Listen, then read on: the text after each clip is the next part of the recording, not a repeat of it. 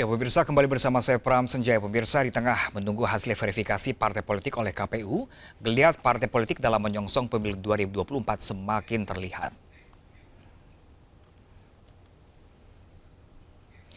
Ya, pemirsa tidak seperti pesta demokrasi 5 tahun sebelumnya.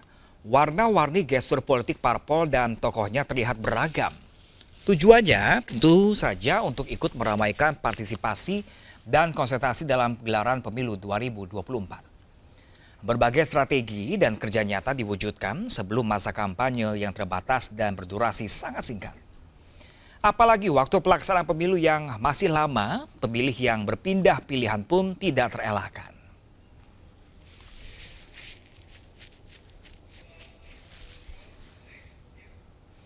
Ya, pemirsa, hasil survei Ide Cipta Research and Consulting mencatat dinamika partai politik secara drastis berubah pada pemilu 2024.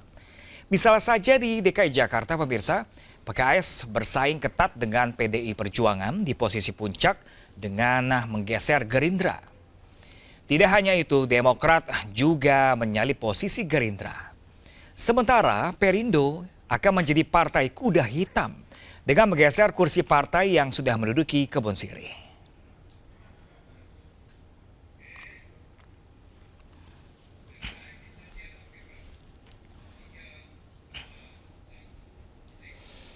Ya, pemirsa, warna-warni gestur politik parpol jelang pesta demokrasi mempengaruhi pilihan pemilih, sehingga pemilih yang berpindah pilihan atau swing voter pun tidak terelakkan, pemirsa.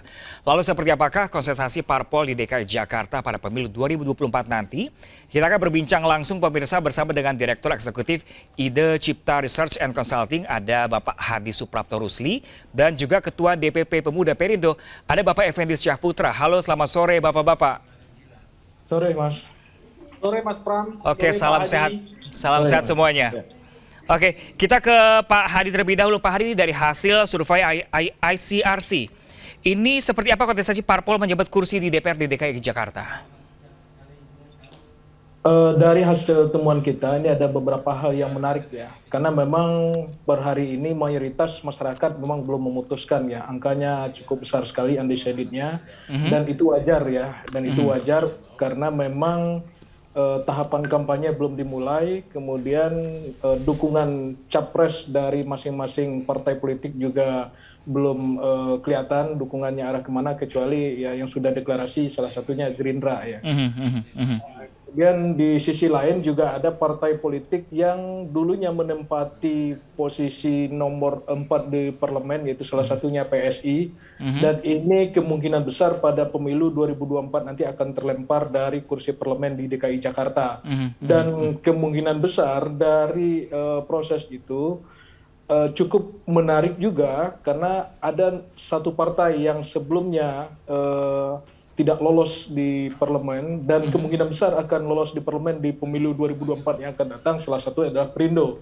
Nah, Perindo ini saya kira merupakan salah satu partai kuda hitam di pemilu 2024 karena memang di hasil survei kita lihat bahwa Perindo ini sangat unik ya dibandingkan partai-partai yang lain. Dan Partai Perindo ini juga merupakan salah satu partai yang yang hari ini cukup gencar melakukan sosialisasi, kemudian juga merekrut tokoh-tokoh yang dianggap cukup mumpuni ya, terutama salah satu kemarin yang paling santer adalah Tuan Guru Bajang. Nah, kebetulan hasil survei yang kita lakukan ini sebelum Tuan Guru Bajang masuk ke Perindo. Nah, kita belum tahu apakah dengan masuknya Tuan Guru Bajang, saya kira mungkin elektabilitasnya akan lebih meningkat lagi. Nah, kemudian di sisi lain yang menarik juga itu ada Partai Gerindra yang selama ini di DKI cukup kuat, yang kemudian nomor 2 posisinya nanti kemungkinan besar akan digeser oleh PKS.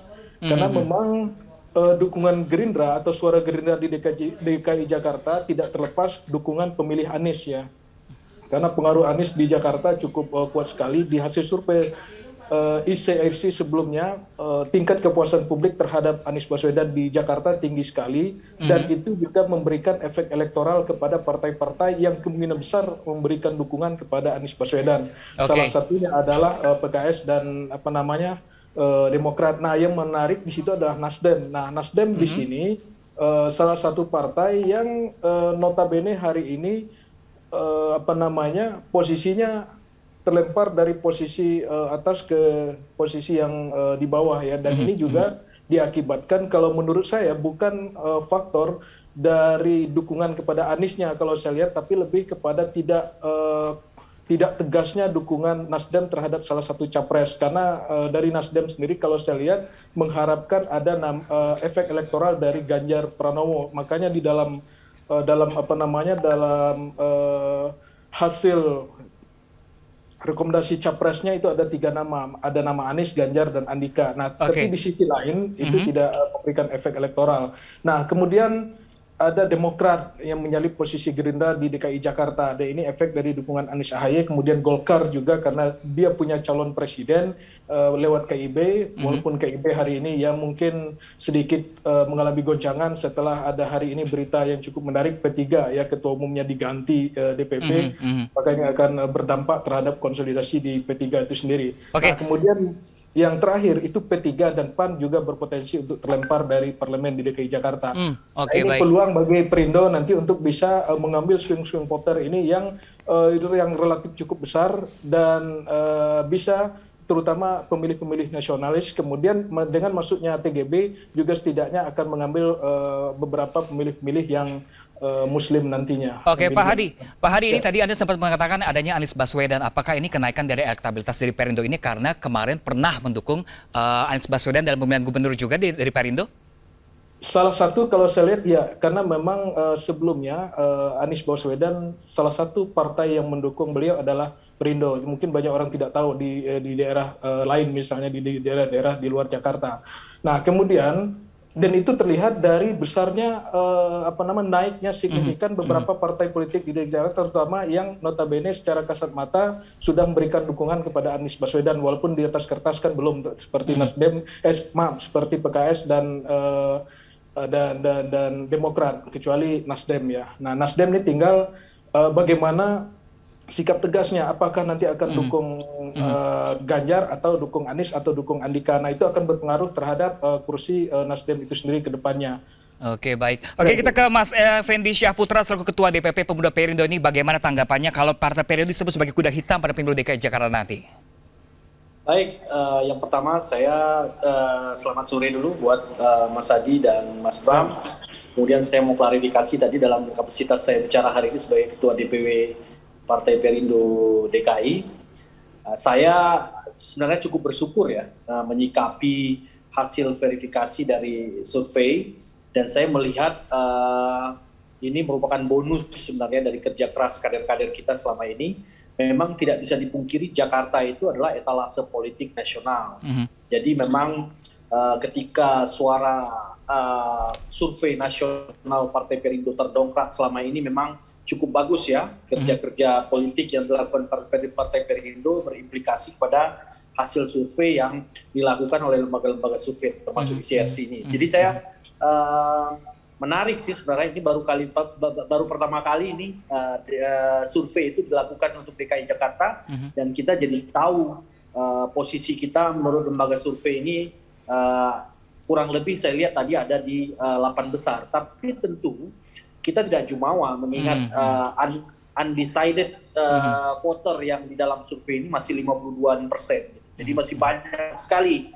Dan saya pikir juga kita tidak perlu bereforia dengan hasil survei ini, karena kerja keras masih sangat perlu kita lakukan, apalagi kalau melihat partai-partai lain juga tidak diam. Semua partai-partai bergerak, dan kami juga dalam hal verifikasi faktual ini juga turun melakukan konsolidasi di lapangan.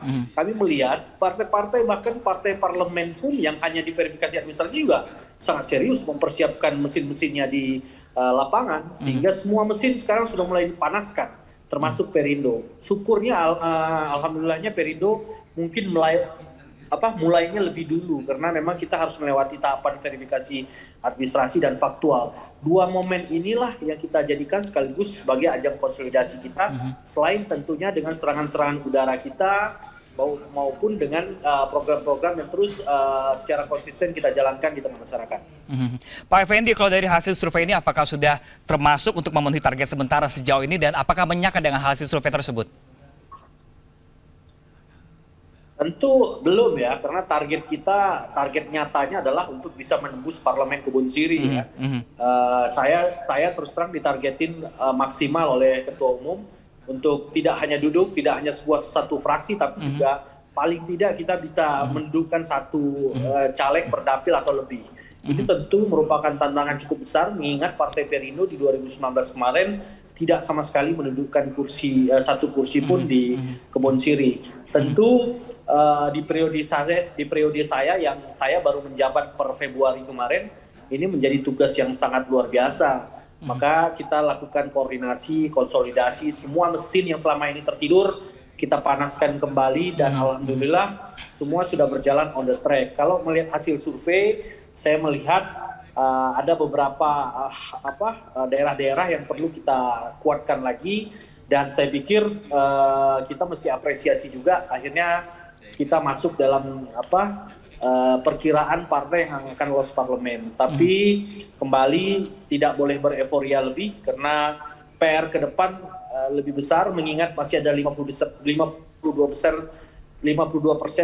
undecided voters yang masih akan diperebutkan oleh semua partai, dan semua partai pasti dengan melihat hasil survei ini juga tidak akan berdiam diri. Mereka akan menjadikan cerminan ini untuk lebih bekerja keras lagi dalam hal mengambil swing-swing voter yang masih tersedia. Oke, Pak Effendi dan Mas Hadi, kita tunggu sebentar, kita tahan sebentar karena dialog sesaat lagi masih kami lanjutkan, dan pemirsa tetaplah bersama kami di MNC News Now.